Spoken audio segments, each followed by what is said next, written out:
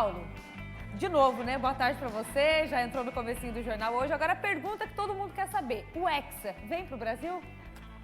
Boa tarde, Maristé. Olha, eu tô até sem unha aqui, de tão nervoso que eu tô. Imagino. Ontem teve escalação do Tite, convocação do Tite, então, para a Copa do Mundo, né? Tô ansioso, acho que todo mundo em casa também deve estar. Se o Hexa vem ou não pro Brasil, eu não sei.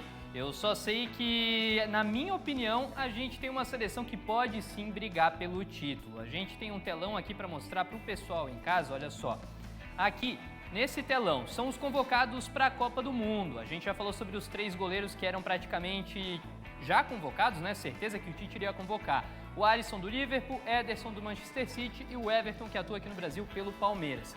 Nas laterais, Danilo e Alexandro, que devem ser a dupla titular aí de lateral da seleção brasileira na Copa do Mundo. E aí, o Alex Telles do Manchester United e também o Daniel Alves do Pumas no México. Essa é a grande convocação aí que tá dando o que falar. Muita gente tá dizendo que Daniel Alves já acabou, já deveria ter se aposentado, mas o Tite resolveu levar o maior campeão do futebol mundial para a Copa do Mundo de 2022. Thiago Silva do Chelsea, Marquinhos do PSG, Éder Militão do Real Madrid e Bremer da Juventus. Esses 2 últimos zagueiros que podem ser improvisados na lateral também, o que abre espaço para então o Tite ter levado o Daniel Alves para a Copa. Nos volantes aqui a gente tem o Casemiro do Manchester United, Fabinho do Liverpool, Bruno Guimarães do Newcastle e Fred do Manchester United também. Já no meio de campo, Everton Ribeiro, outro representante de um clube brasileiro pelo Flamengo, Lucas Paquetá do West Ham lá na Premier League e aí os 9 atacantes que a gente está bem servido, né? Vinícius Júnior, Neymar, Richarlison, Gabriel Martinelli, outra boa surpresa aí do técnico Tite que decidiu não levar o Firmino, o Gabriel Jesus, Antony, Rafinha, Pedro do Flamengo e o Rodrigo do Real Madrid. E olha, depois da convocação, nas redes sociais pipocaram os vídeos de jogadores reagindo aos seus nomes sendo chamados pelo Tite. Alguns não expressaram muita surpresa, como é o caso do Neymar, o Ederson, também goleiro, entre outros. Mas aqui no Brasil teve muita comemoração. Foram 3 atletas atuando em clubes brasileiros que foram convocados. O goleiro Everton do Palmeiras, que a gente falou, o meio-campista Everton Ribeiro do Flamengo e o colega dele rubro-negro, o Pedro. O Pedro, atacante com 25 anos, está voando e aproveitou o dia 7 de novembro para deixar ainda mais inesquecível essa data.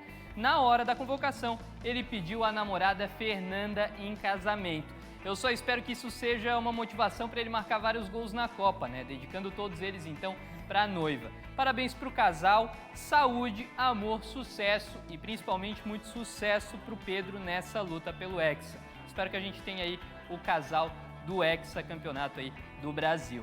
E agora a gente traz o resultado da enquete do nosso portal lá sobre o Daniel Alves. A gente postou lá no... Não é isso daí a gente já vai falar daqui a pouco. A gente tem uma enquete lá no portal SC10, você pode acabar acessando. A gente perguntou para o pessoal no portal se eles concordam ou não com a convocação do Daniel Alves. Como eu falei, Daniel Alves tem uma mente vencedora, é o maior campeão mundial do futebol e por isso o Tite acabou levando. Minha pílula aí, opinativa, né, para quem está em casa, não sou um expert ou algo do tipo, mas acredito que esse deva ter sido o pensamento do Tite. Levar alguém para que nas fases eliminatórias consiga manter essa calma aí dentro do vestiário. Afinal de contas, a gente tem 2 zagueiros que conseguem ser improvisados na lateral e 3 laterais de ofício. Aqui, então, a nossa enquete feita lá no portal SC10. 38% concordaram em levar o Daniel Alves para a Copa. Já 61,85% não concordaram com a decisão do técnico Tite em levar o Daniel Alves para a Copa do Mundo. Agora sim, se existe alguma dúvida em relação às laterais, que a gente está falando tanto, acho que uma coisa é indiscutível. O ataque da seleção brasileira que está destruindo nessa temporada, tanto na Europa quanto no Brasil. A gente tem o telão que entrou um pouquinho mais cedo agora e a gente vai mostrar aqui então como está a artilharia dos 9 atacantes que foram convocados pelo Tite para a Copa do Mundo. Lá em cima a gente tem o Pedro, atacante do Flamengo, centroavante do Flamengo, que tem 59 jogos. Vale lembrar que o Flamengo já disputou Copa do Brasil, Libertadores e também o Campeonato Brasileiro. Por isso ele já está em fase final agora dessa temporada pelo Flamengo. Claro, ele tem 29 gols, já que ele tem mais jogos, e também disputou um nível técnico um pouquinho menor do que esses outros times, né? Afinal de contas, quem atua na Europa não joga contra, por exemplo, um time da Copa do Brasil, como o Flamengo jogou contra o Altos do Piauí. Já embaixo a gente tem o Neymar, com 19 jogos, entre eles Champions League, Liga Francesa e também outros campeonatos nacionais lá da França. Ele tem 19 jogos e 15 gols. Vinícius Júnior, 20 jogos e 10 gols. Rodrigo também, 18 jogos e 7 gols pelo Real Madrid e pela Champions League também. Já embaixo a gente tem os dois Gabriéis aí do Arsenal, né? O Gabriel Martinelli, que é centroavante, e o Gabriel Jesus, que também é centroavante, mas o Arteta usa eles de uma forma um pouco diferente nesse Arsenal. São 18 jogos para os dois e 5 gols. O Antony embaixo com o Manchester United são 10 jogos e 3 gols. E o Richarlison, que recentemente saiu do Everton na Premier League e foi para o Tottenham, está com 13 jogos e 2 gols. Ali em último, a gente tem o Rafinha, 17 jogos pelo Barcelona, incluindo o Champions League, agora também a Liga Europa e também a La Liga, Campeonato Espanhol. São 17 jogos, 1 gol. Lembrando que a gente não está levando em consideração assistência, senão o Neymar, por exemplo, teria 27 participações em gols, com 19 jogos, o que é um número bem expressivo, né? Agora a gente vai em frente, porque o Rafinha, apesar de não ser destaque aqui nesse telão dos artilheiros, deve se titular na posição. O Tite gosta bastante dele e por isso ele deve disputar contra o Antony e o Rodrigo a titularidade. E ele é cria do Avaí. Em 2016 ele estreou pelo Leão da Ilha no profissional e logo depois ele foi vendido para o Vitória Guimarães, time da primeira divisão de Portugal. Por isso, aí está o recado do Avaí, clube aqui de Santa Catarina, clube de Florianópolis, o Leão da Ilha, que deixou o recado aí de sucesso para a cria do Avaí na Copa do Mundo. Soltou em todas as redes sociais a foto do Rafinha na época que era da base e também o Rafinha agora com a amarelinha. Agora a gente vai reforçar o calendário da seleção brasileira. Vamos dar uma olhadinha, porque olha só, dia 14 de novembro eles se apresentam oficialmente em Turim, na Itália. Dia 19 de novembro eles viajam para Doha, no Catar, onde eles vão treinar até o primeiro jogo no dia 24. No dia 24, então, primeiro jogo da fase de grupos, eles pegam a Sérvia às 4 horas da tarde no horário de Brasília.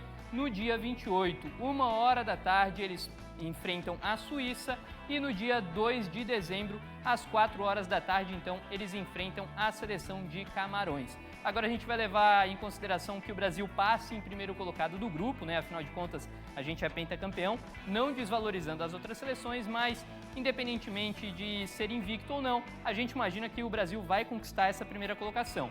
Caso ele conquiste, ele vai pegar o segundo do grupo H nas oitavas de final, no dia 5 de dezembro, às 4 horas da tarde. Caso ele fique em segundo do grupo G, que é o grupo do Avaí, do Brasil, perdão, ele acaba pegando então o primeiro do grupo H. E o grupo H está aqui embaixo, olha só, Coreia do Sul, Gana, Portugal e Uruguai. A gente imagina que talvez passe Uruguai e Portugal, mas Gana e Coreia do Sul também tem grandes jogadores. O Son ali na Coreia do Sul, a Gana tem o Thomas Partey e também o Iñaki Williams da La Liga.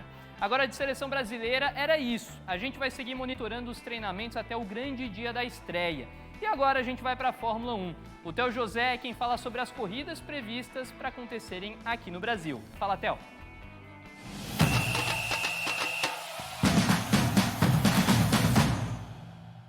Oi, Paulo. Oi, amigos do SCC. E hoje, oi, amigos da Velocidade. Neste final de semana, domingo, acontece o Grande Prêmio de São Paulo de Fórmula 1. O campeonato já está definido. O Max Verstappen é o campeão, atual bicampeão, e a Red Bull, equipe do Max Verstappen, também já conquistou o título de construtores. Mas é sempre um evento que movimenta a cidade de São Paulo. No sábado, às 4h30 da tarde, acontece a chamada Sprint Race, que é uma corrida mais curta de 30 minutos, que define o grid de largada e tem uma pontuação menor também. No domingo, a prova às 3 horas da tarde no horário de Brasília. E há a possibilidade de chuva. Em situação normal, eu coloco o Max Verstappen como favorito e o Lewis Hamilton, porque sempre anda de uma forma diferente aqui no Brasil com a sua Mercedes. Mas o Verstappen está um pontinho à frente. E por falar em Fórmula 1, no último sábado em Las Vegas, o Lewis Hamilton esteve na divulgação do Grande Prêmio de Las Vegas de Fórmula 1, que vai acontecer pela primeira vez no próximo ano. A intenção da categoria é fazer desta corrida a mais importante do calendário. Tanto é que a Liberty, a dona da Fórmula 1, e os organizadores lá de Las Vegas estão colocando 500 milhões de dólares nesta prova. Será em novembro, será no sábado e será noturna. Um forte abraço e cuidem-se bem. E para terminar o SCC Esporte de hoje, mais um brasileiro campeão em um torneio mundial. O tricampeão mundial Gabriel Medina venceu o evento classificatório da WSL dessa temporada em Saquarema, no Rio de Janeiro. Ele disputou a final com o marroquino Hanzi Boukian. Ele já tinha vaga garantida na elite mundial, mas agora então conquistou o título, onde em junho ele machucou o joelho, ficando fora do resto das etapas da elite. Parabéns ao Gabriel Medina. E antes de ir embora, a Dominique tem um recado para você aí de casa. Oi pessoal, passando aqui para dar uma dica para você aí de casa. O confronto entre a seleção do Mister e o resto do mundo vai começar. Você está preparado? Nosso técnico Zeca Pagodinho convocou todo brasileiro e brasileira para entrar em campo junto com o Mr. Jack. Na Copa e em milhares de outros eventos esportivos todos os dias em MrJack.bet. Seu palpite vale muito e se ele for certeiro, o saque é instantâneo. Entra literalmente em segundos. Além disso, tem as melhores cotações do mercado, atendimento em português 24 horas por dia e depósito a partir de R$1. Isso você só encontra no Mr. Jack. Chegou a sua hora de vestir a camisa amarelinha e entrar em campo com o Zeca Pagodinho, a seleção do Mister e o Brasil inteiro. Tá com o Brasil, tá com a seleção do Mister. Desafie-se em MrJack.bet.